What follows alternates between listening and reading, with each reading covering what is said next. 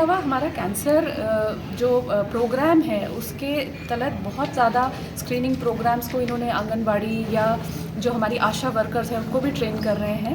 But समस्या training की नहीं है, समस्या है कि मरीज़ को आना पड़ेगा। जो झिझक महिलाओं में है वो आना ही नहीं चाहती है, तो एक माइंडसेट चेंज करने की ज़रूरत है। महिलाओं को ये जानना ज़रूरी है कि अगर वो स्वस्थ रहेंगी तो उनका पूरा परिवार स्वस्थ रहेगा।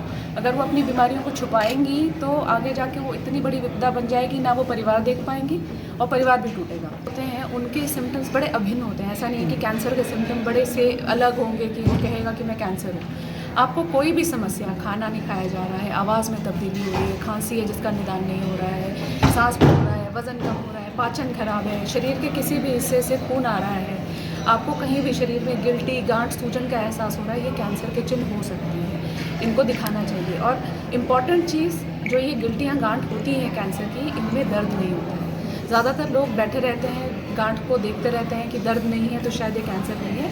कैंसर में दर्द तब आती है जब वो बढ़ जाता है, आसपास की नसों को, धमनियों को जब वो डिस्ट्रॉय करता है, तब जाके कैंसर में पीड़ा होती है। तो कोई भी सिम्टम जो आपका साधारण दवाई से ठीक नहीं हो रहा है, उसे अस्पताल में दिखाना चाहिए।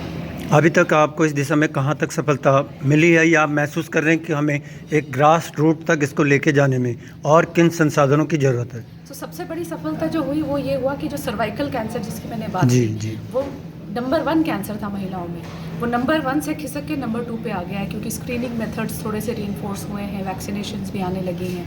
परंतु अभी जो सबसे बड़ी समस्या वो ये है कि गवर्नमेंट सिस्टम्स ला सकती है, स्कीम्स ला सकती है, पेशेंट को ज़बरदस्ती टेस्ट नहीं कर सकते हैं, क्योंकि ये आपका ह्यूमन राइट है। वॉलंटरी टेस्टिंग ही होगी, ऐसे नहीं है कि आपको पकड़ के हम टेस्ट कर सकें। तो एक एजुकेशन ग्रास रूट लेवल पे चाहिए कि एनुअल हेल्थ चेकअप होना चाहिए। अगर हम एक मैंडेट कर दें, अगर एक ये नियम बन जाए कि हर व्यक्ति को साल में एक बार जाँच करानी है, उससे बढ़िया काम नहीं हो सकता। अगर आप विदेशों में देखें, ज़्यादातर उनको इंश्योरेंस मिलती है हेल्थ इश्यूज़ के लिए, तो वो इंश्योरेंस का एक मैंडेट होता है।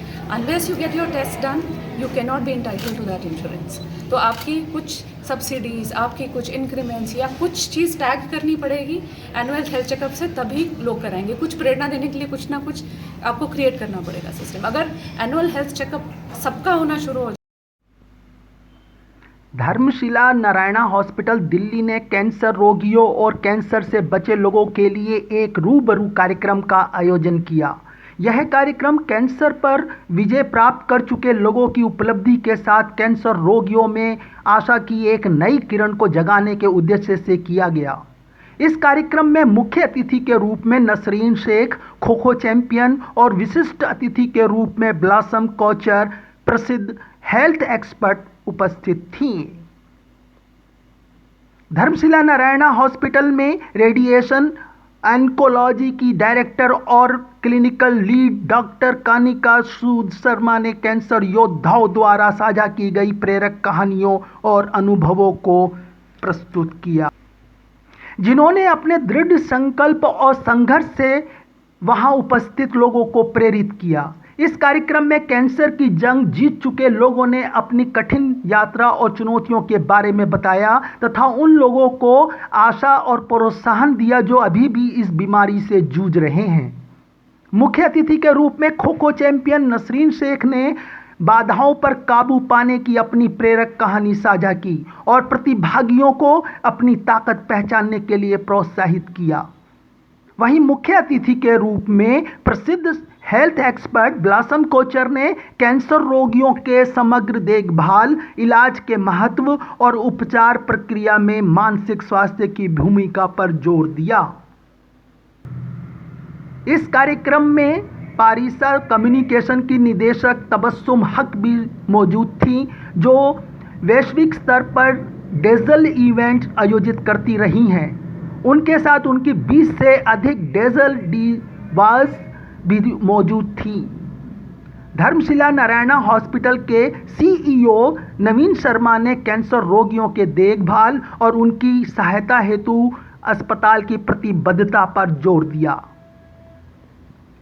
इस रूबरू कार्यक्रम कैंसर से बचे लोगों की हिम्मत और उनके संघर्ष का जश्न मनाने के साथ संघर्षशील कैंसर रोगियों की देखभाल के महत्व पर जोर देने के लिए एक मंच के रूप में काम करता है। एक हमारा धर्मशिला नारायणा सुपर स्पेशलिटी कुतुब मेल के लिए सिग्नेचर इवेंट योगेश है भट्ट, रूबरू। दिल्ली।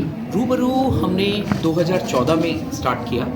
ये जो इवेंट है वो प्रेडोमिनेंटली हमारे पेशेंट्स उनके जज्बे को सलाम करने के लिए है।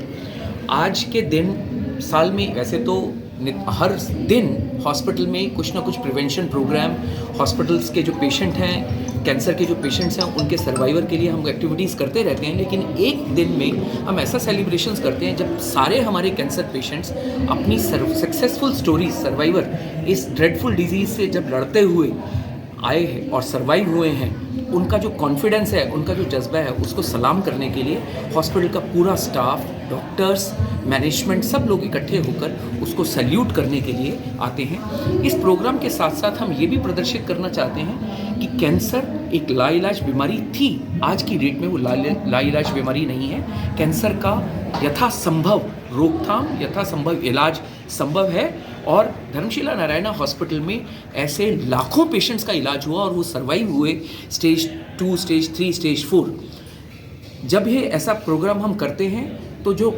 पेशेंट्स हैं एग्जिस्टिंग में, उनके सामने जब ऐसी सक्सेस स्टोरीज आती हैं तो उनके लिए मोटिवेशन रहता है, क्योंकि कैंसर जब कभी भी डायग्नोज होता है तो 2-3 चीज़ों पर इफेक्ट करता है। ये मरीज की मानसिक स्थिति पर सबसे बड़ा प्रभाव डालता है। Subscribe now and press the bell icon. Never miss an update.